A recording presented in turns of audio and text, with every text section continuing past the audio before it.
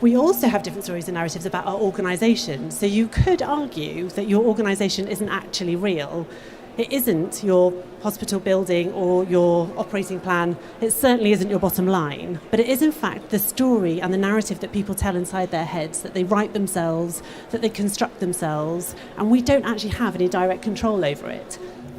So dialogic OD suggests that your organisation isn't what you think it is, but it is, in fact, about experiences, perceptions, and the mindsets of everyone, people as possible. So change comes from changing conversations, and leaders need to be brave in truly hearing those conversations. We used to say that we could freeze and refreeze change, but we can't do that anymore because it is continuous. But we can punctuate it and we can disrupt it to allow it to grow. And in essence, the difference is that we're talking about changing mindsets rather than behaviours. We talk about winning hearts and minds, and that really is what about dialogic OD is.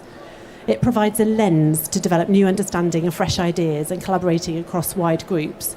I quite often use an analogy about being in the opticians where you put those different coloured lenses over. If you really do that truly, you see and hear something completely different. And what that adds is truly quite remarkable.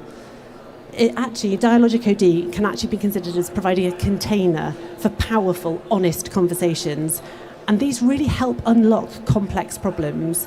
It's about embracing generative change rather than being very planned. And that's okay that there isn't one answer. But what we need to be able to support each other with is being comfortable with being uncomfortable. That's the challenge that we need to face. And critically, we support creating a psychologically safe environment and culture to allow for success and failures. One of the key elements and characteristics about dialogic OD is that true ability to have trial and error. The leadership style that suits dialogic OD most is adaptive leadership. And they have an ability to understand that there are multiple truths. There is no one truth, there's no one answer, but there is a multitude of multiple different varieties and variations of them. The absolute critical point of dialogic OD is that it helps to unlock those differences. It helps to unlock the ways in which people view the world. There's that very cliched quote about we do not see the world as it is, we see the world as we are.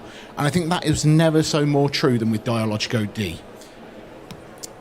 So how do we work as SCW? What do we do to support those brave conversations? Well, firstly, we work with partners, with customers, with clients to create space. As it says there, we help to reshape some of the challenges that are being faced into so that individuals from across a population can really understand it better. And as it says there, aspirational, collaborative, insightful and respectful. Critical values when taking a dialogic OD approach.